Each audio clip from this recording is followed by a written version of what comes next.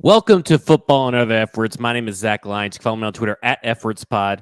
He's Mike Herndon. You can follow him on Twitter at Mike Herndon NFL. And I just realized I need to switch us on the video here, but I am broadcasting live off of my cell phone. So I don't know how great the quality of this video or stream is going to be, but we're going to power through it here. I am on location at a house that I'm about to be listing in the next week at Spring Hill, LaQuire Lane. So be looking at that in beautiful Wades Grove, right down the road from, like, you could walk there to Summit High School and Spring Hill Station or Spring Station, whatever that Station Camp, whatever it's called, middle school.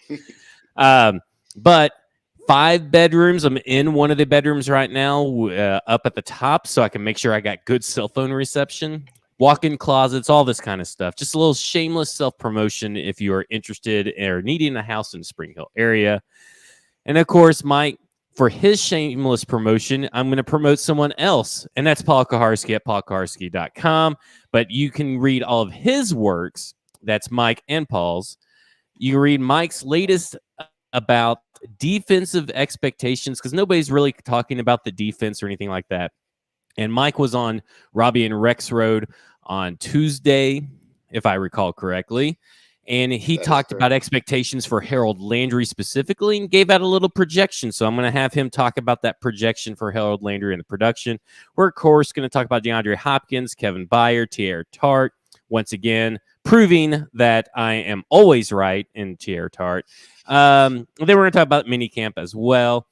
But before we get all of that, guys, go to either a football show on iTunes or go to Football and Other F Words on iTunes and give us 5 stars, leave a review with your name on it, and then go and subscribe to the In Crowd at Bluegrass Beverages or Sinker Beverages on their website.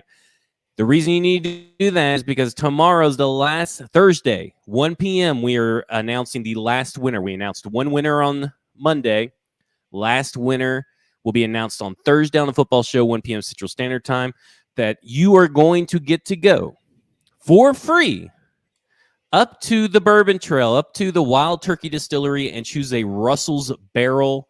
I don't know what all that means because I am not a bourbon head, I guess you'd say. I like to drink it. That's about the extent of my knowledge to it. But apparently this is a big deal. Russell's Reserve is what you're going to be tasting and picking. I guess you're going to taste a few out of a few different barrels, and you're going to get to choose the barrel that Bluegrass Beverages and Sinker's Beverages sells in their store. It's pretty remarkable. We're taking a party bus up, a party bus back. Drinks will be on there. It's a free trip. It's the greatest giveaway in the history of sports media. It's going to be awesome. So make sure that you do those 3 things. Rate, review the podcast, either or the podcast, and subscribe to the In Crowd at those websites. Mike, how are you doing today as I'm going to switch us around on the video? I'm doing good. This DeAndre Hopkins news is exciting and fun, and that adds a little excitement to the day for sure. So yeah, doing well. Yeah, I mean, listen, there are a lot of people, and maybe not a lot. There were a few notable Twitter accounts that I don't remember their exact wording, so I don't want to name names and be like a little bit wrong, because then they'll just come back and say, oh, yeah, that's not really what I said.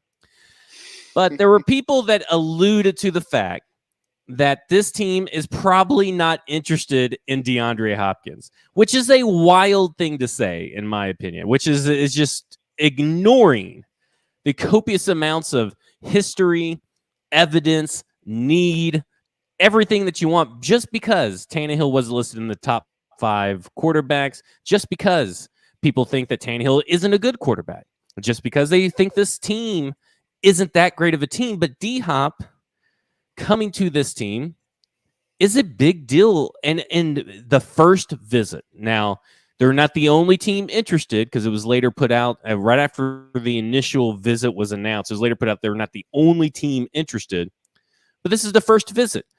And it wasn't put as the first of many visits. And sometimes all you need is that one visit to make the impression. Mike, how important do you think it is that, like, Monday or Tuesday of next week, DeAndre Hopkins has announced that he's signing with the Titans. Like, do you think that this is their best shot at getting DeAndre Hopkins now? Or do you think they're still going to be in play later on down the road if other teams show interest and other teams start to court him? Yeah, I mean, I definitely think I would say that the likely scenario right now is that he knows who all is interested. He knows the teams that are interested. They have a feel for what kind of contract they would even be willing to discuss. And I would say that the fact that he is coming to Nashville tells me that the Titans have been pretty aggressive on that front, and that he's interested to hear more of what they have to say. And look, I mean, there are times where we see these free agent visits and they make a visit and they don't leave until there's a contract, signed. So ideally, that's what happens if you're the Titans is you get him in the building, you have him go through the physical or whatever, do the contract negotiation, and boom, he's signed on Monday or Tuesday, and you move on, and he doesn't have to take other visits. Now, I don't know if it'll be interesting to see over the next few days, because we're still a good ways away from Sunday, whether there are subsequent visits planned and reported before he even gets here, right? So I think that will be interesting to see. He could always cancel those, but that will be interesting to see kind of if it looks like he's going to make a full free agent tour, which was kind of suggested. And look, I mean, from Hopkins' point of view, I don't know that there's a big rush, because if you think about it, that minicamp is over by Sunday. I think they'll have one more OTA session next week, which will probably end up being canceled, if I had to guess, because that's what Vrabel hinted at yesterday, anyways, in the press conference. So I think he didn't say canceled; he said shit canned. Shit canned. That's right. Yeah. Sorry. Apologies. But I think there's a pretty decent chance that, the next time they're on the field will be training camp. And so there's really not any huge rush, besides just you want to get them in knowing, learning the playbook and, all that stuff as soon as possible. And maybe if there's, little wide receiver and quarterback get-togethers over the offseason, that he could be able to get some early chemistry going before training camp. So it'll be very interesting to see how this all plays out timeline-wise. But it feels very reminiscent, and I don't think I said this 2 weeks ago, which was the last time that we recorded. I think I said this on a football show, but it's very reminiscent of Jadeveon Clowney. Like, this whole situation just reeks of a Jadeveon Clowney situation, where it's a little bit different because he could take visits. This isn't COVID, right? Like, so that was in the height of the COVID years.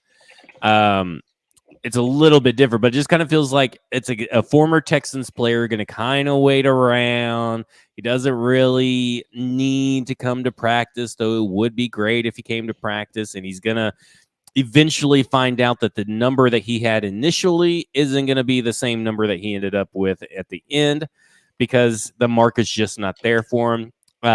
So to me, that's kind of what it feels like. But this is who would have. I knew that they would be interested. Yeah, because we talked about this and I kind of wrote this on my Memorial Day piece over at stackinginbox.com about all the ties that the Tennessee Titans have. It's not just Tim Kelly and Mike Vrabel. It's Tim Kelly, Mike Vrabel, Charles London, Pat O'Hara, and also Rand Carthon has a connection, and a pretty extreme connection, to DeAndre Hopkins. Not like the other guys, but he has been scouting. Part of his job over with the 49ers has been scouting the opponents, putting together the opponent's players and presenting that film, cutting up film, showing what he sees and giving it to the coaches. So he has been scouting all the way since 2017, DeAndre Hopkins, because DeAndre Hopkins played against the San Francisco 49ers back in 2017. And he averaged, I believe, is 105 yards per game versus the San Francisco 49ers throughout his career since Rand Carthon's been there. So Rand Carthon has seen up close and personal multiple times a year what DeAndre Hopkins is capable of. So to me, it's always been a no duh that they're going to, talk about. And the fact that they're bringing him in for a visit is huge, because I've kind of talked about it a few times, but going back to them wanting the 3rd overall pick, you knew that DeAndre Hopkins was kind of talked about in those trades. you knew that means that essentially the Titans and other interested teams have talked to DeAndre Hopkins' representations about what he's willing to take, what he's willing to do with his contract. So they've kind of done all this groundwork, and now we're a couple weeks into it, and first visit is the Tennessee Titans, which is a good sign. And make no bones about it, it's all about money. Like this idea that the top 5 quarterback matters, that the really everything that he has said that he's looking for in his next team doesn't matter. Throw it out the window. It's all about money. And let me throw out one more in the building connection for you with Hopkins. And this one may be, I think, more important than what it may sound like initially. Brian Bell, who is the assistant director of sports performance for the Titans, so on the training staff, was with an assistant strength and conditioning coach for the Texans from 2015 to 2017. He came over with Vrabel and has been here ever since. But those guys work with the players a lot. Like they spend a lot of time with the training staff, obviously. So there's a decent chance that Brian Bell, is another friendly name. That's not to say that like Brian Bell would be the reason that DeAndre Hopkins would come here or anything, but the Titans do offer a lot of friendly, familiar faces to Hopkins that he's not necessarily going to get at other places. I mean, even Houston, that you're talking, it's basically a brand new regime there compared to what he left a few years ago. So I think this does offer a big time comfort factor for him. It's closer to home for him to. He knows the offense. He knows the offense. He would have no issue with the terminology or the language. And just I think that relationship with Vrabel is important too. I mean, because he is the head coach. He's got that mutual respect with him. And the fact that Vrabel likes him, I think, because if Vrabel hated DeAndre Hopkins, this meeting would not be happening. He wouldn't be coming in, anything like that. So I think the reports about him not wanting to practice or not really being crazy about practicing, I think some of that stuff gets massaged away by the relationship with Vrabel, because if Vrabel can say, hey, look, man, we need you to practice. We need you to get on the same page with Tannehill. I think coming from somebody he already respects and has that personal relationship with, I think that's different than coming into a new situation with a coach that he's never met before, doesn't have any sort of background with, and that coach asking him to do it. So I think there's a lot that makes sense here for both sides. Because if he went to the Browns, he'd be out there catching passes from Deshaun Watson, right? I mean, like I think this not like to practice for DeAndre Hopkins is also different than Julio Jones, and I think we've talked about it too. Is that they're both two different wide receivers. Like one is not his game. DeAndre Hopkins' game is not built around explosiveness. His game is built around being a possession kind of receiver. And to me, that's a big thing when you're looking at their age, when you're looking at possibly them, at certain points of their career coming over to a team that is in desperate search of a wide receiver too and needing them to play. What I kind of liken what DeAndre Hopkins can bring or do, and it's a little bit higher level than what Larry Fitzgerald did. But remember when Larry Fitzgerald switched to the slot and he still was putting up 700 to 800 yards a game, or not a game, but a season, well into his 30s. Like, to me, DeAndre Hopkins is that kind of receiver that can play into his 30s and maybe not provide you a 1,200 yard, 8 touchdown kind of season, but could provide you enough for this particular team to make an impact. Yeah, absolutely. And I like that role for him. I think you could find a way to make the skill sets work between Burks and Hopkins and Phillips. And then even if you want to throw Chris Moore into the mix as kind of a fourth wide receiver. But if you look at, and this is the crazy thing to me with Hopkins and why this makes so much sense for the Titans, is if you throw Hopkins into that mix with the wide receivers plus Chig Okonkwo and Josh Wiley and Tyjae Spears, that all of a sudden that changes the whole complexion of the pass catching group. Because instead of it all being based on like young guys that need to that are talented but need to make big steps forward, now you have like a guy who has real skins on the wall, who what you're going to get to some degree. Like, look, Hopkins isn't what he was at his prime peak. Like I think that's pretty clear, but I don't think he's fallen off the cliff yet. I mean, he was averaging, close to 80 yards per game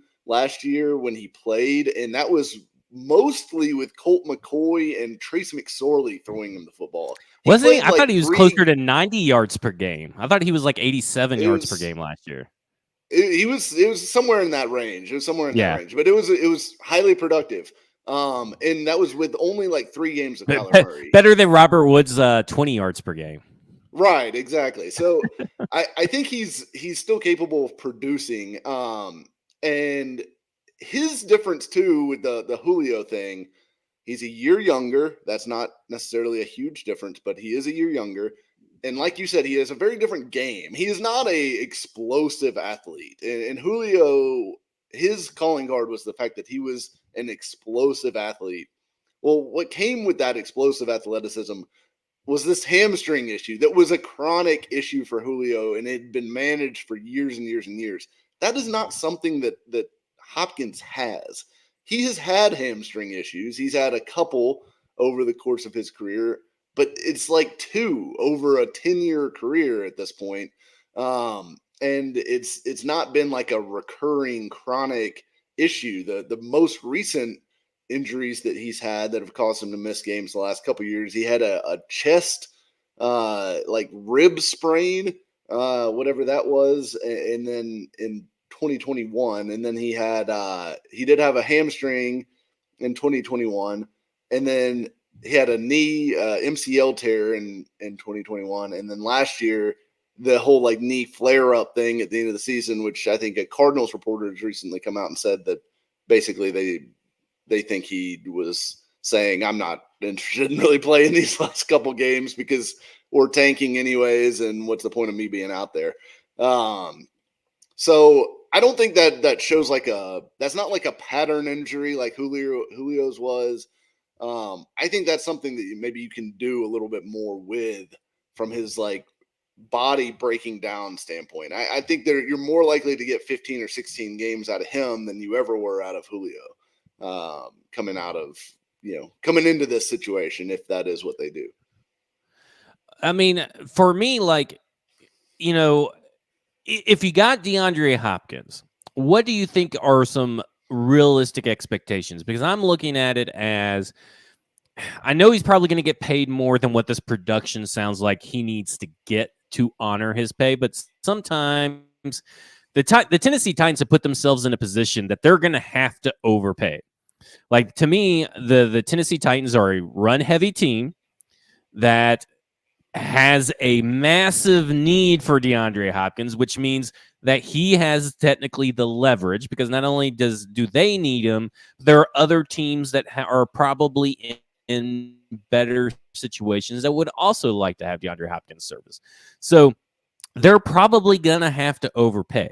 So my first question to you, I'm going to backtrack. So this is my first question.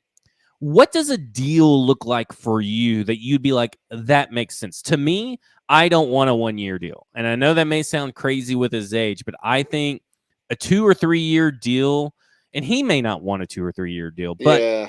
I would want DeAndre Hopkins. I'd feel really good about a 2 or 3 year deal because I want someone that can grow with Burks for a little bit longer than one season, but also be there for Will Levis, who presumably will probably be your quarterback next year. Yeah, I mean, I think my preference would probably be a 1-year deal just for the sake of let's see what you've got for this year, and we're not going to put anything on next year. And I actually think that'll be Hopkins' preference, is to get a 1-year deal, because look, if there was big time money, like, and I've already seen some people saying, well, they're going to have to give him crazy money or whatever. If there was crazy money available for DeAndre Hopkins, he would have already been traded for. Like, a team wouldn't be sitting here risking not getting him for, a 6th or 7th round pick if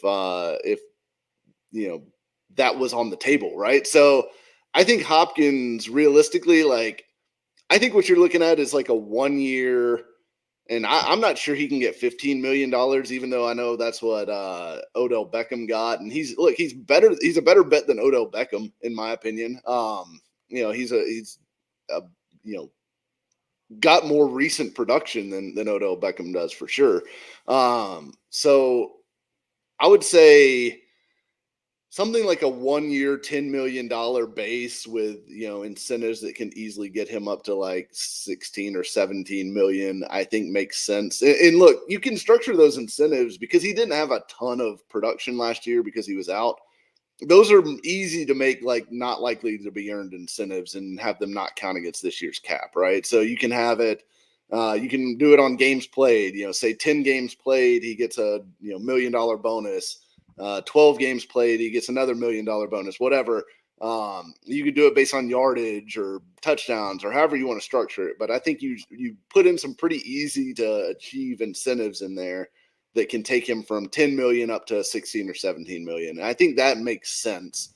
Or you do like 2 years, 30 million with like, only maybe a few million of that guaranteed into year two. I don't know. I think you want to make it to where you could get out after this year if things blow up.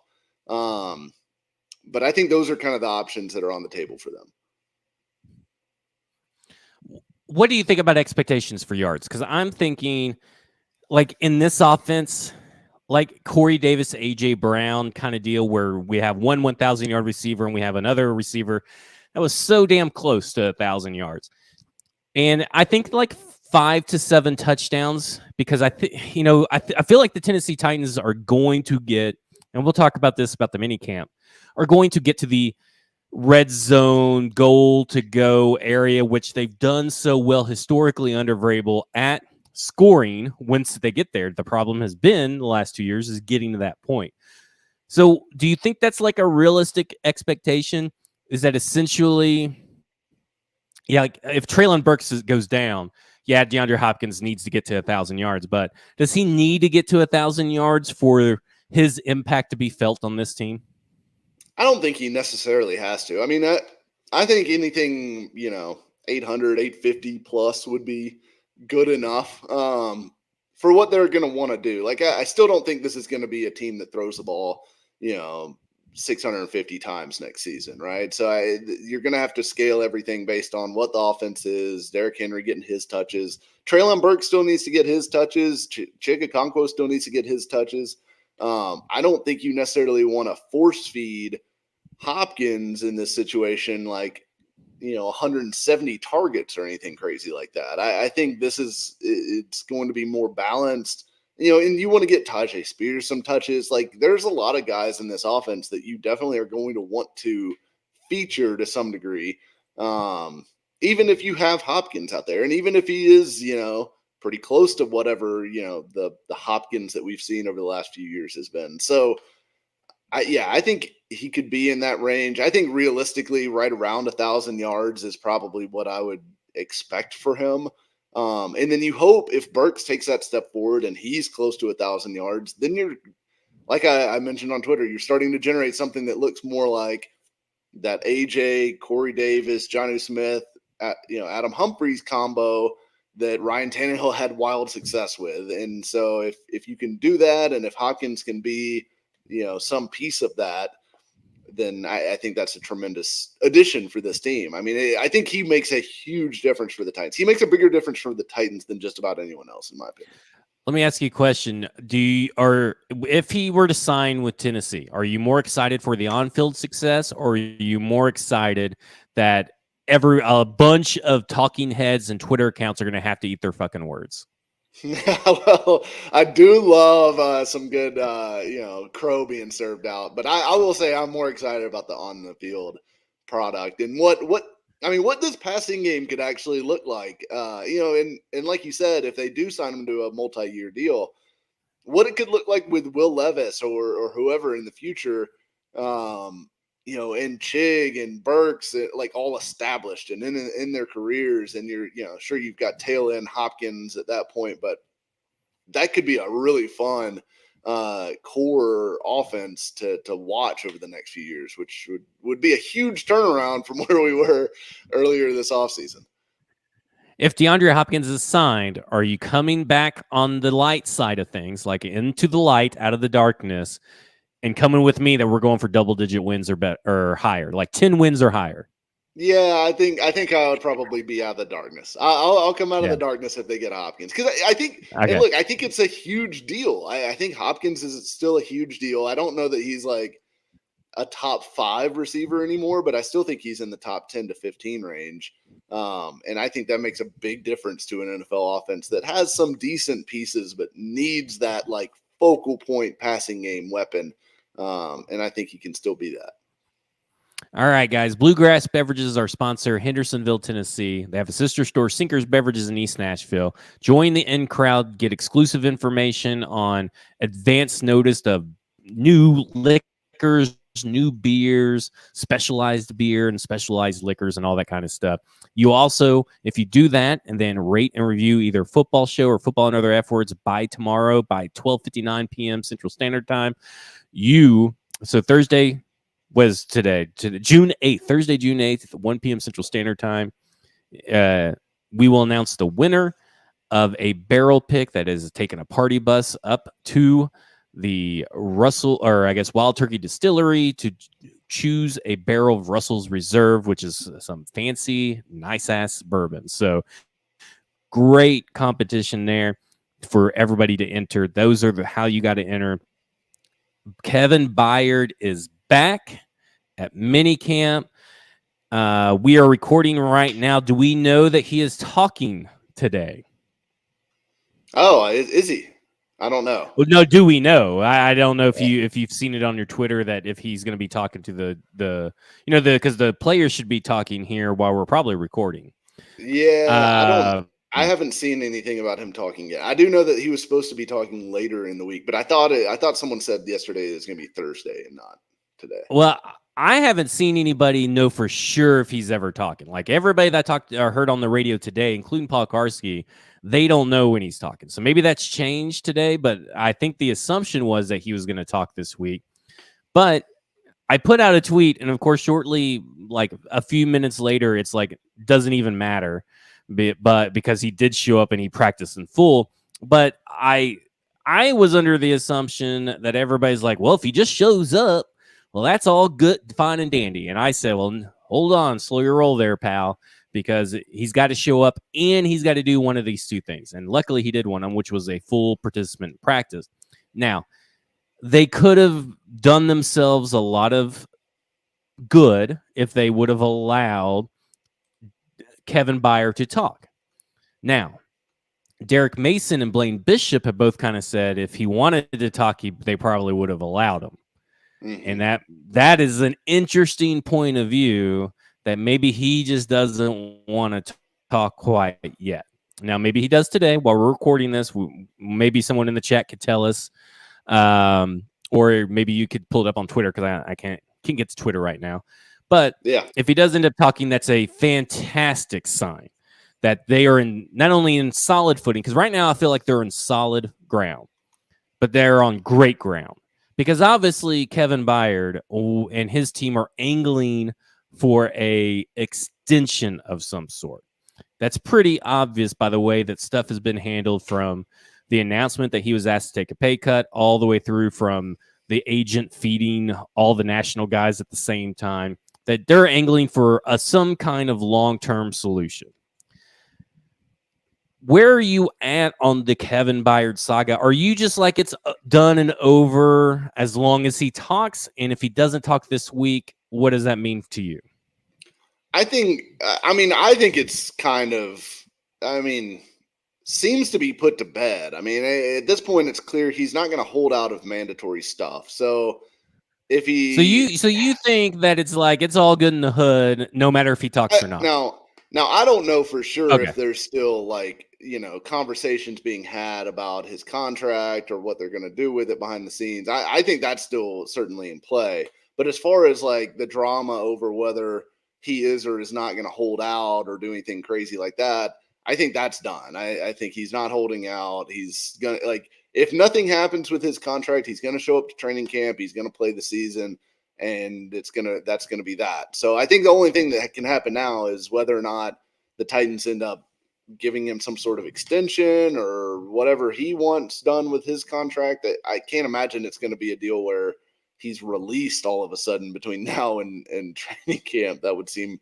insane Well, to it me. seems to me he's angling for a trade to the Eagles based on his social media post. This is ball hawk, Zach. Well, not football. I mean, Eagles. that looked like an eagle to me, not a hawk. That is, listen, that is not a hawk. That's an eagle. That he needs to work on his ornithology. That is an eagle. So maybe. he's calling himself ball eagle. Maybe he's got eagle balls. Maybe he's a ball eagle. He's got eagle balls.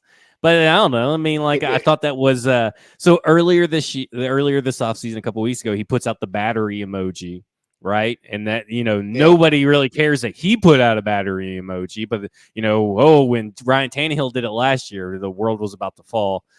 And then now he puts in an emoji of an eagle after AJ Brown gets traded to the Eagles and all this stuff. And I'm just thinking, I don't know. I mean, like he needs to work on his emoji game a little bit, I think. Yeah, he's I don't know. I don't particularly care for the random emoji tweets besides the eyeballs tweet, which aren't you like the Trey Lance peace sign guy? You started all that off his Instagram story at the peace signs and all that kind of stuff. Oh, you started that. You were the main guy. I said interesting post on Trey Lance's IG. That was it. Him saying Rand Carthon. Yeah, you were the first one. The fingers crossed emoji. Which to me, that's what it was. I've never once seen fingers crossed mean good luck. That I've never heard that before in my life. So, well, what do you think everybody does with you? Keep your fingers crossed. That means good luck. I mean, that's what people say. That's not how you wish someone good luck, though. You don't go, "Hey, good luck, man. Good luck." Well, what else would they use? The 4-leaf clovers, I guess they could use that emoji. Maybe he needs to go to emoji school with Kevin Byard. Exactly. But you were the main guy on that one. You brought that to everybody's attention about Trey Lance, so I just want that out there. Okay, so I think we're kind of on the same page with Kevin Byard that he's not going to hold out and they're not going to cut him. But if things don't get solved by next year in some form or fashion, do you think he's going to play on the current contract, or do you think then next year they cut him? And what do you think this fan base thinks after a year later that they actually do end up cutting him? Like, is it the same? Like, because don't you feel like, and maybe this fan base isn't smart enough to notice this, but the writing's on the wall, right? Like there are signs pointing that this relationship is ending sooner rather than later if there is no extension reached. Yeah, I definitely think next year you should be on high alert for Kevin Byard being released. Whether or not anything's done with his, I guess, especially if nothing is done with his contract over the next, few weeks before the season starts or whatever.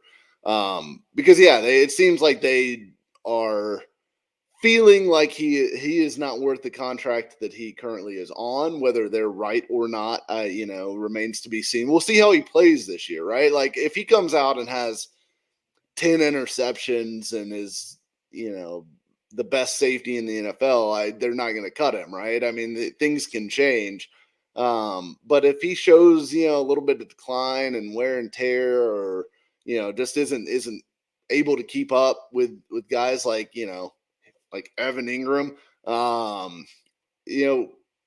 struggles this coming year, then I would think he would be high on the list of guys that they would be looking to cut, because next year they can save a good amount of money by releasing him in the offseason, as opposed to this year when they would have had to eat a good amount of dead cap space, and they wouldn't have been saving nearly as much by just outright releasing him. So definitely I think you should be on at least aware of the fact that this could be Kevin Byard's final year with the Titans heading into this season. We'll see. Like I said, things can change one way or another, but it's possible heading into the season.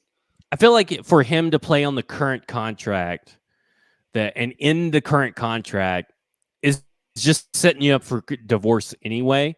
Maybe they just let it ride out if he has an all-pro year and he has one of his best careers.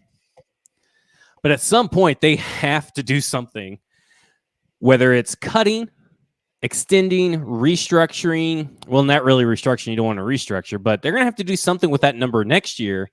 And I thought that they really need to go ahead and do something this year. And my choice was to go ahead and just extend him.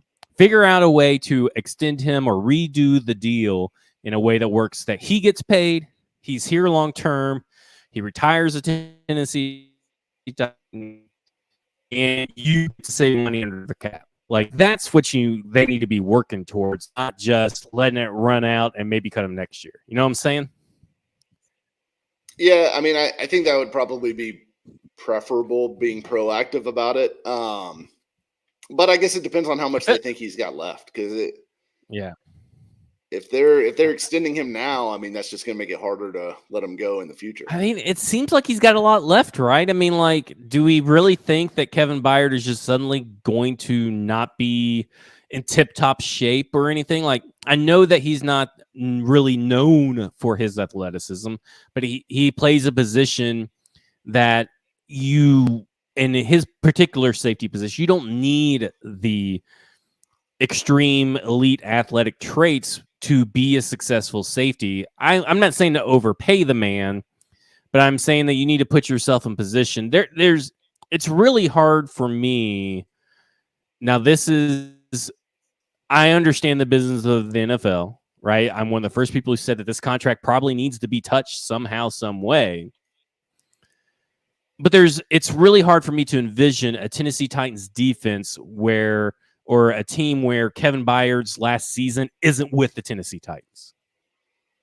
It would just be really weird for him to end his career elsewhere. It definitely would be. I mean, it would be disappointing. I mean, it'd feel the same, right, that it would with Derrick Henry. And I think it would feel a lot more different. Yeah, it feels a lot more different to me, Derrick Henry, because I mean, Derrick Henry, while he's been great and everything, the void left by Kevin Byard is going to be felt more than by Derrick Henry when it comes to production on the field, leadership, the intangibles, and stuff like that. That's just my opinion on it. Yeah, I mean, I don't know. I feel like Henry's been a good leader and difference maker for this locker room and community too. I see those guys as equals on either side of the ball, really. Although, yeah, I don't know. I still think Henry's a better player than Byard, but. Well, yeah, I mean, I think currently, yes, but it's just, I think the team leans on Derrick Henry on his particular position and what he does for the team. Then they lean on Byard in a different way. But I want to talk about Teair Tart, who, while you think that Derrick Henry and Kevin Byard are the same person, you pretty much said that Teair Tart and Dexter Lawrence should get paid the same amount of money. You were talking like $18 million a year for Teair Tart or something crazy like that when we initially had our discussion. It was $8 million a year. And I said like $7 or $8 million a year. Yeah, which was way too much money. But here he is. He finally signed his tender. He did the right thing and was smart about it and realized that nobody wants to pay a large amount of money or a second round pick for a 2-down player. Now, can he grow into a 3-down player? What? Go ahead.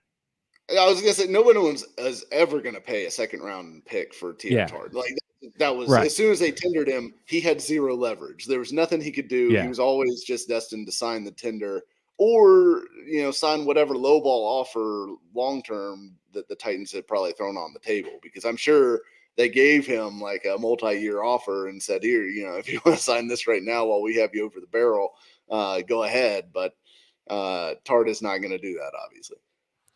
I think until Teair Tart proves that he could be a effective 3-down nose tackle, which those are very rare, especially when you already have one guy like that, right? Like when you have Jeffrey Simmons, it's hard to find another Jeffrey Simmons. I guess the closest would have been like Daquan Jones when he was here, would have been, and Jarrell Casey, even though they're kind of like, we're more like defensive ends / tackles.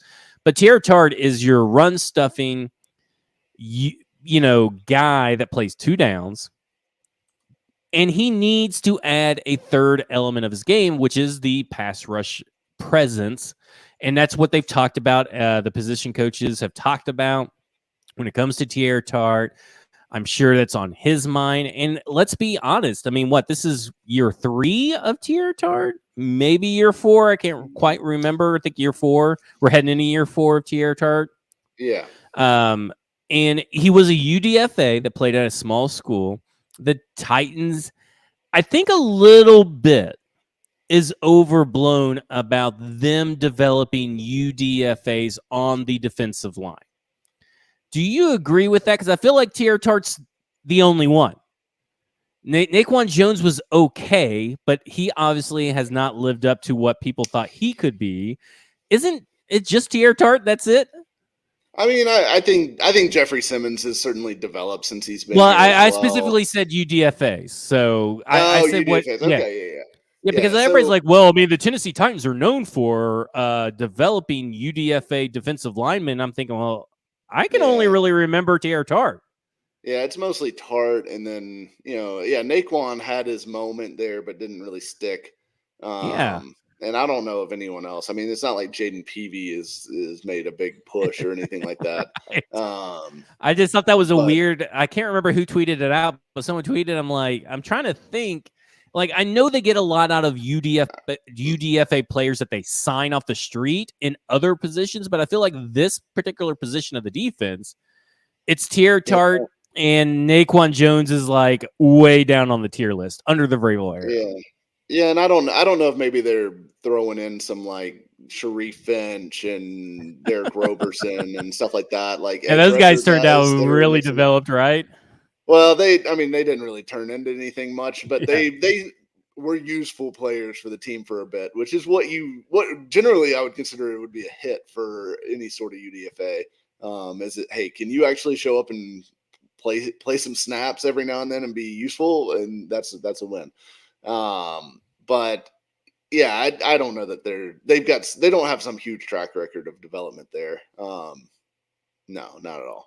And I feel like Tierra Tart is probably worth more to the Tennessee Titans than probably other teams, particularly how they run their defense and how they want to win in the trenches. It doesn't seem like a lot of teams are trying to really pay the nose tackle, the run stuffer, hardly anymore.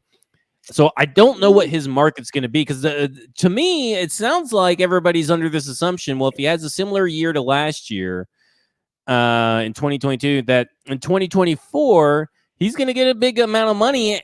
And no offense to Tierra Tart, I just don't see this market shaken out that way without being able to add something in the pass rush game. I mean, I think if he adds something in the pass rush game, he'll put himself in a different level for sure.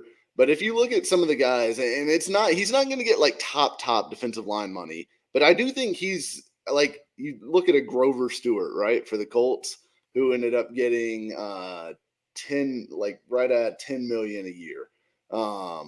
You look at Devon Hamilton for the Jaguars is at $11.5 million a year. DJ Reader, who is like the very best version of what Tierra Tart, the lane that Tierra Tart is in, and DJ Reader doesn't bring a lot as a pass rusher. Got 13.2. So there's definitely guys that are in that mold who do get paid decent money. I mean, Daquan Jones, obviously Titan fans are very familiar with him. He got decent money when he left here, in that $7 or $8 million a year range. So hell, even like Austin Johnson's making $7 million a year right now. So to me, that's why I continue to think Tierra Tart will get somewhere in the $7 to $8 million a year range from somebody whenever he gets to actual free agency, when he doesn't have that tender hanging around him that keeps his value down. So I still think next year, assuming he doesn't have some big injury, assuming he doesn't fall off a cliff play-wise, I think he's going to get $7 or $8 million a year, maybe more, if he shows more as a pass rusher. Because he's flashed as a pass rusher at times. He just hasn't put up like real big numbers or sustained it consistently over any period of time, which part of that is opportunity, because usually he comes off the field for Autry on third down. So, Autry's getting a lot of those opportunities that Tart otherwise would.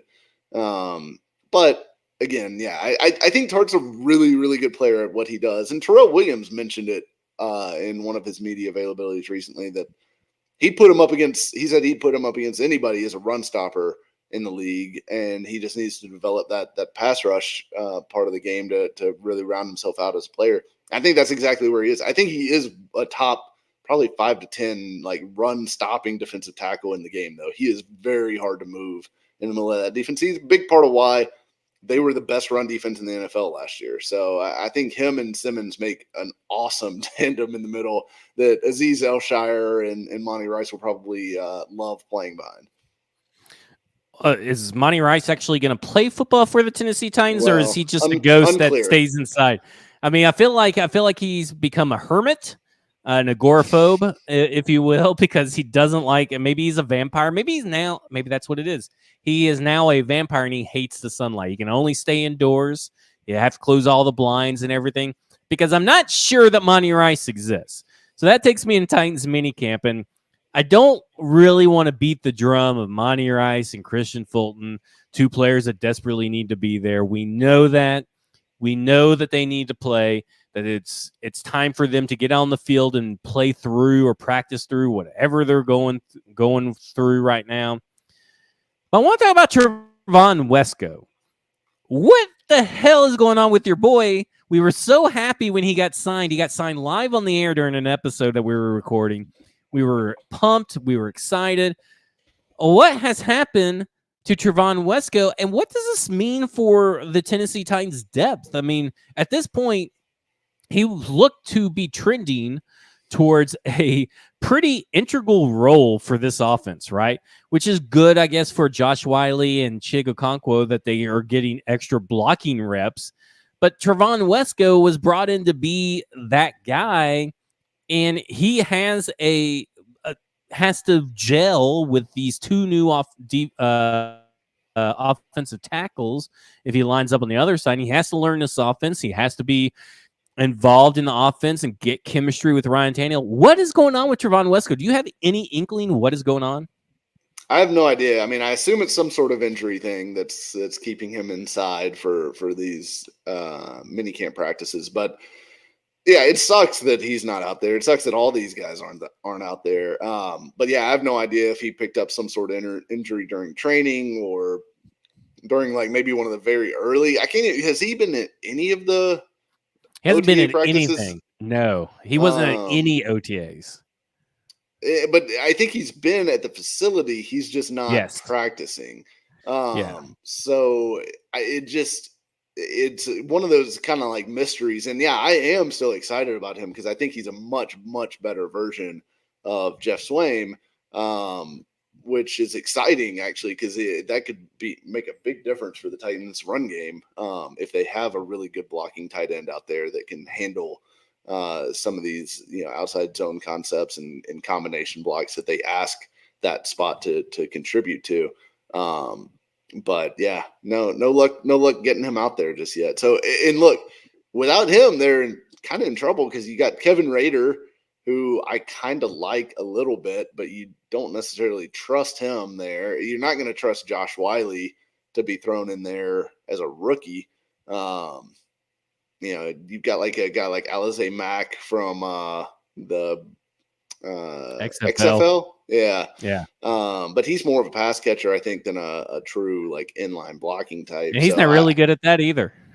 Yeah. So I don't know what they do. I mean, hey, Jeff Swaim's still available, baby. Yeah, there you go.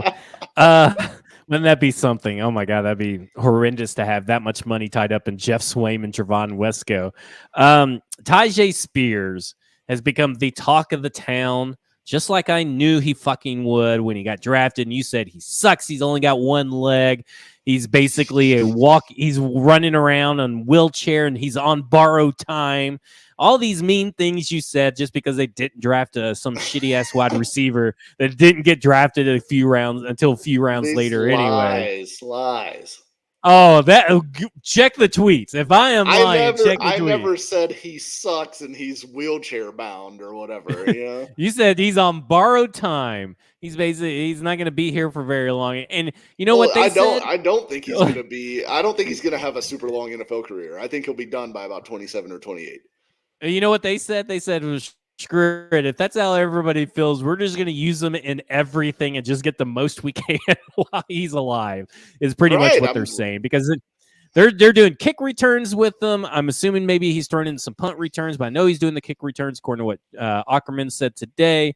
He's in 2 running back sets. He's being split out wide. He's doing everything that basically me and Stoney had said that he could do, which is a great sign. And they're loading all kinds of shit on his plate, which I want to go hit on real quick, because I know that Parkarski wrote an article about it. But when is the last time that there has been a rookie that they have trusted enough that they're going to throw him in as much as they can and throw at him as much as they can year one? Because it seems like they always like slow play him and do all this. They're doing everything they can to find ways to get Tyjae Spears involved, and he is rewarding them for all intents and purpose that with his production, and he's going to do it this year, even though you thought that he's only going to get like 200 yards.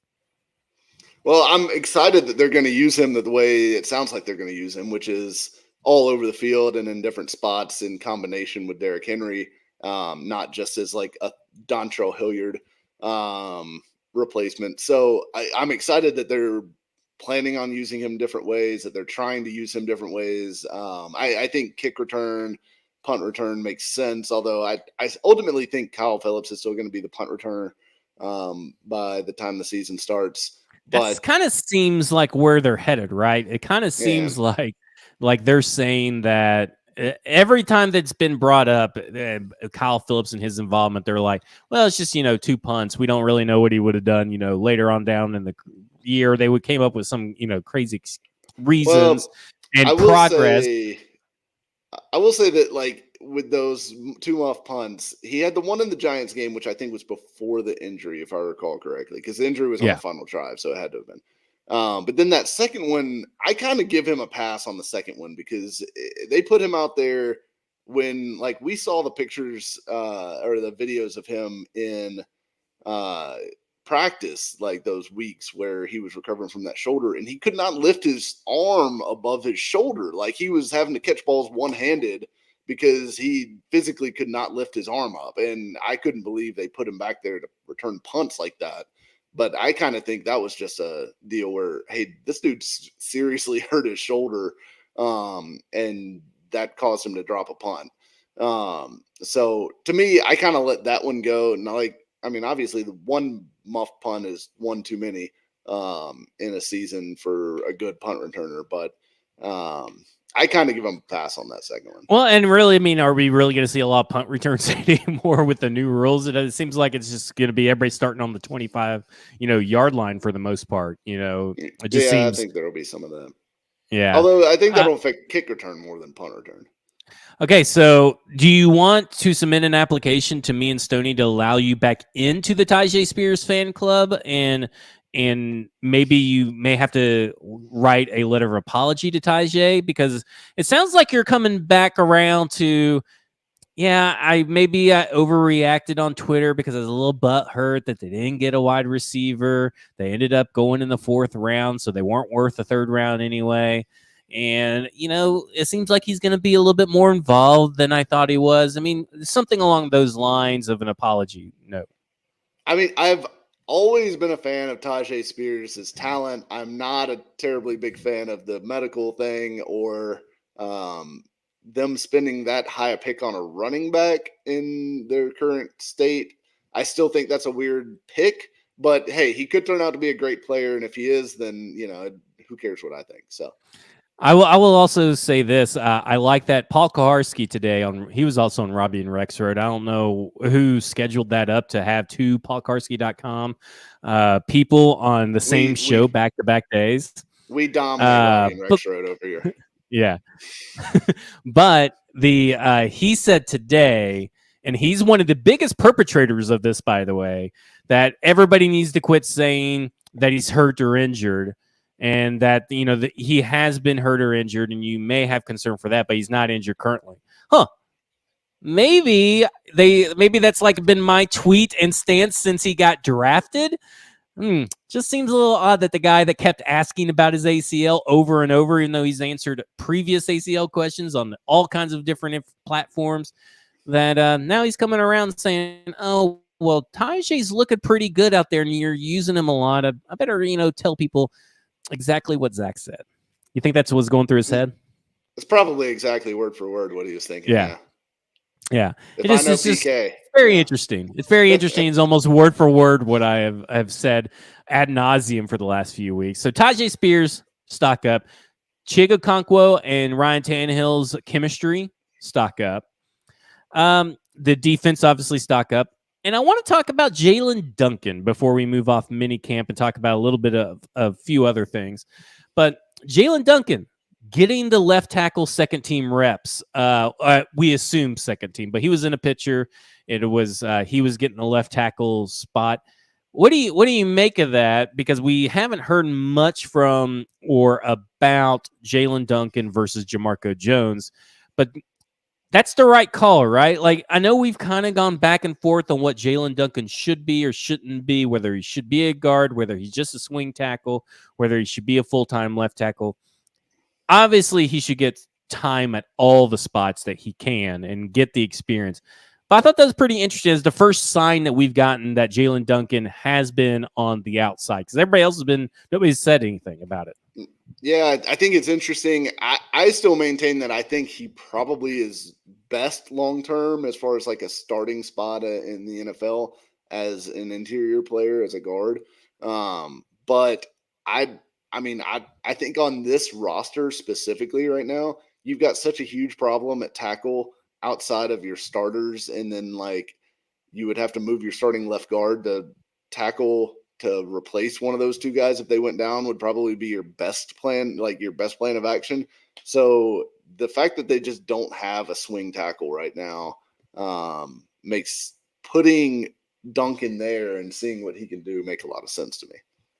Well, and there's also, still free agents out there they could bring in, like, they're better than Kendall Lamb or Bobby Hart, aka Sloppy Fart. They're better than those guys, but like a George Fant could come here. There's what do you think? I saw that Andrew Norwell got cut with a designation, and I know that Skoronski is your left guard, and we know that Daniel Brunskill is your right guard. But if Andrew Norwell actually passes the physical and it's not as bad as what the Commanders made it out to be or something like that, what do you think about bringing him in? Is that too expensive for a backup? Do you think he's going to, because he's only get paid $2.5 million this year? So what do you feel about that? Because I mean, he's not tackle material, so he's basically almost a guard. But if you're taking Peter Skoronski and putting him at left tackle in an injury, wouldn't you rather have Norwell there than anybody else? Yeah, I guess Norwell or Dalton Reisner. I mean, like Dalton. Oh yeah, Reisner forget that Dalton Reisner is still out there, which is crazy to me because I still think he's a good player. And I think that Cam Fleming signed recently somewhere, didn't he? Did he go back to the Broncos or something? Yeah, he did go back to the Broncos. Which I liked him as a option as like a swing tackle backup or even like just Dillard insurance in case Dillard stinks. But I think one of those guys would make some sense. I like Reisner probably better than Norwell just because sticking with like the athleticism thing, and Reisner's not a great athlete, but Norwell's kind of a dud as an athlete. So I would probably lean Reisner over Norwell if they were going to make another investment on the offensive line.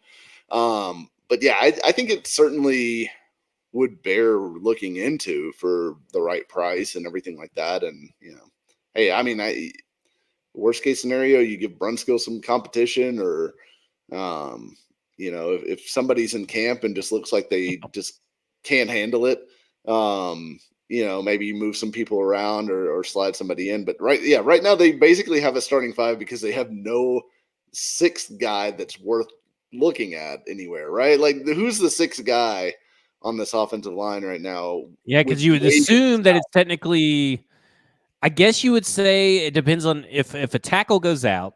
Wouldn't you think Corey Levin goes to the left guard spot or the center spot, and Aaron Brewer moves over, and then you got Skoronski move over, right? Like, Yeah, don't you that think would be my that's the guess. first?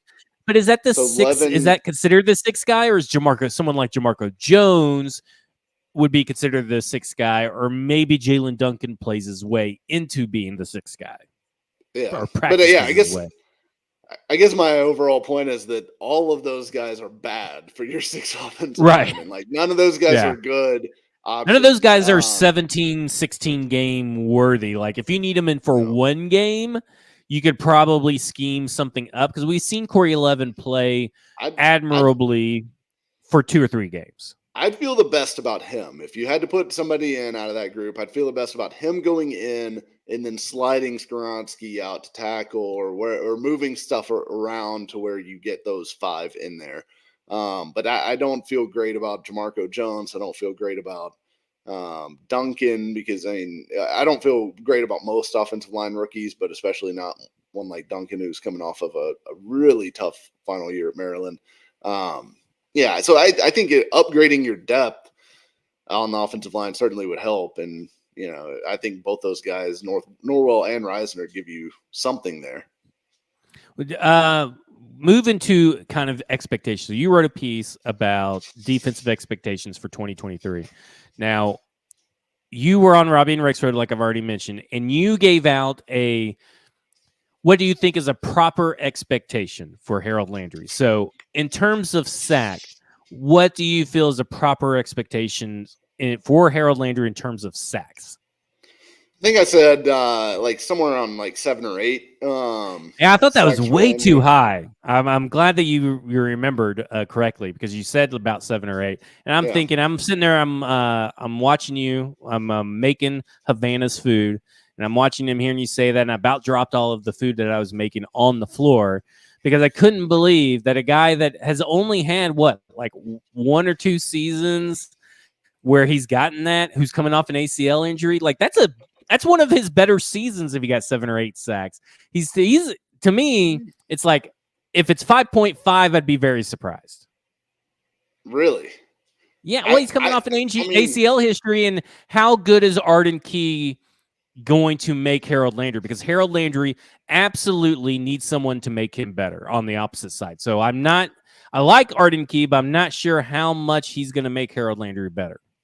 So yeah, I guess part of what I'm baking into that number as well is also I think Jeffrey Simmons and Danico Autry make Harold Landry significantly better as well. I think those guys help him a lot and are going to be able to free him up for some sacks. And look, part of it's he's going to get a lot of opportunity. He's going to be out there a lot because they don't have depth behind him, which, has been one of my constant themes of the offseason.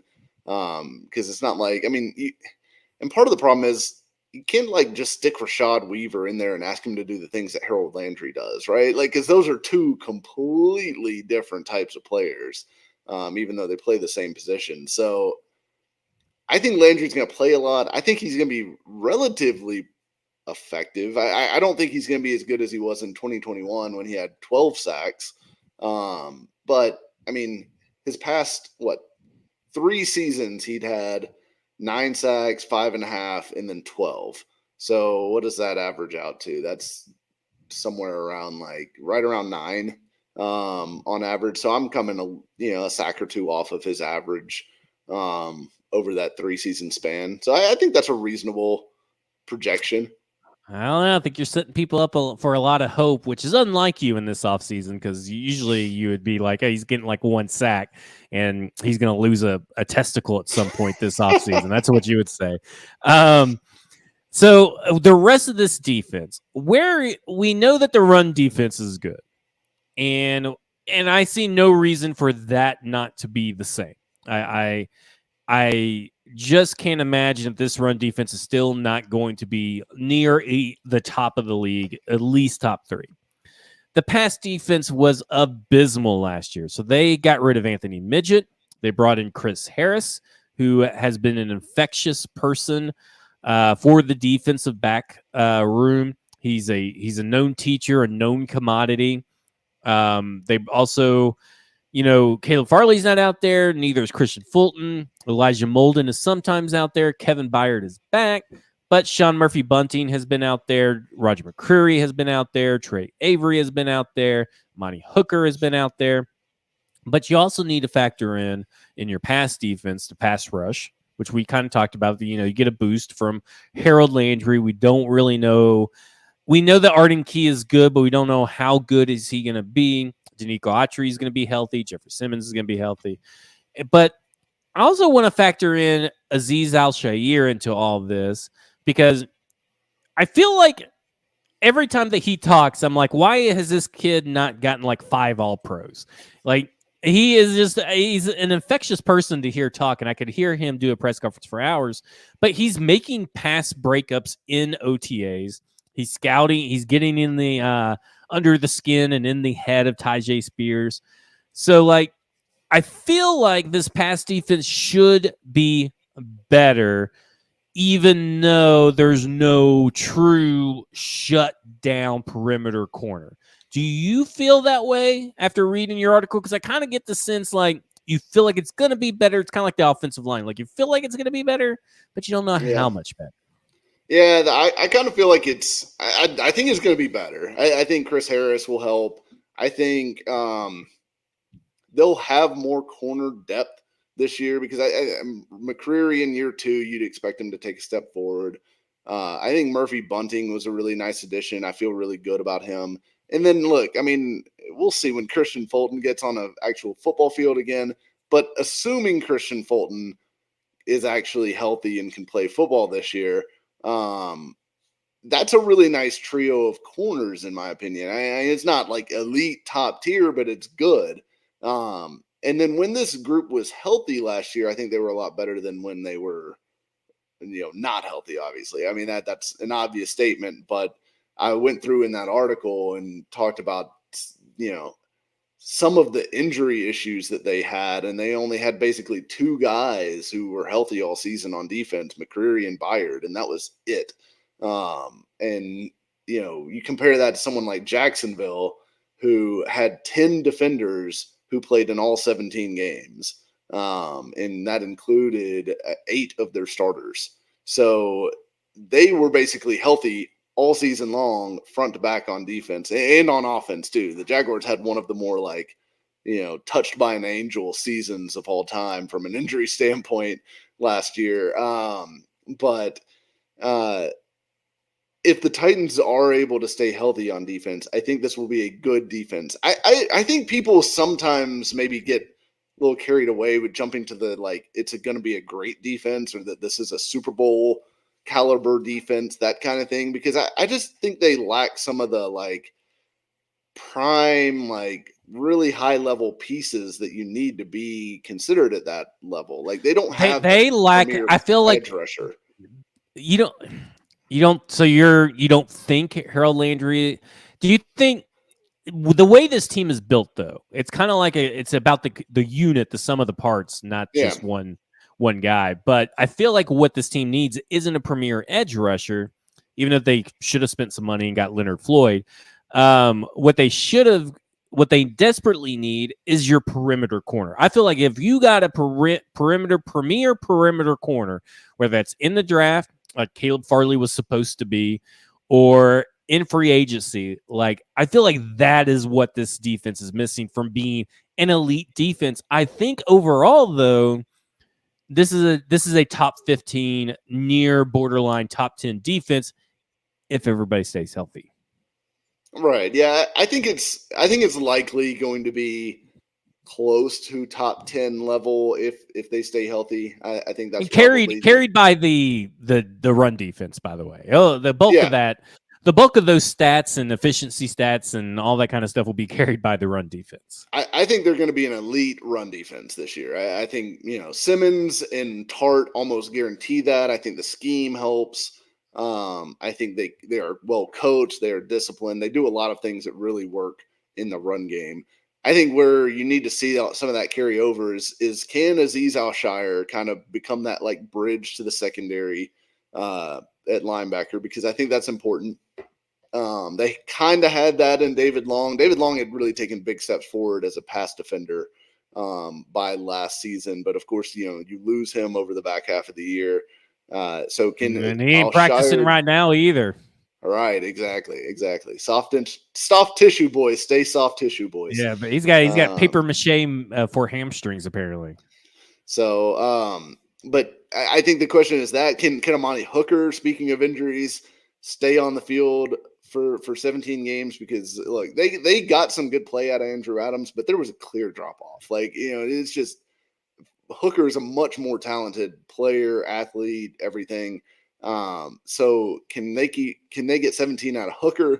And then, the next thing is going to be the pass rush. And I think Simmons and Autry give you like a baseline, but then like they are expecting a lot out of Arden Key. They're expecting a lot out of Harold Landry coming off of the ACL. And I think that is where my biggest question is this pass rush actually going to be the strength that we've thought it has been the last couple years? And it has been at times. Like there were times when everyone was healthy that it was a terror to deal with these guys up front. I'm trying to figure out whether or not that is going to look the same this year as it has the past couple. Because I'm not sure that it is. Yeah, I'm with you. There's some question marks there's some questions. I wouldn't say question marks, but there's some questions about this defense.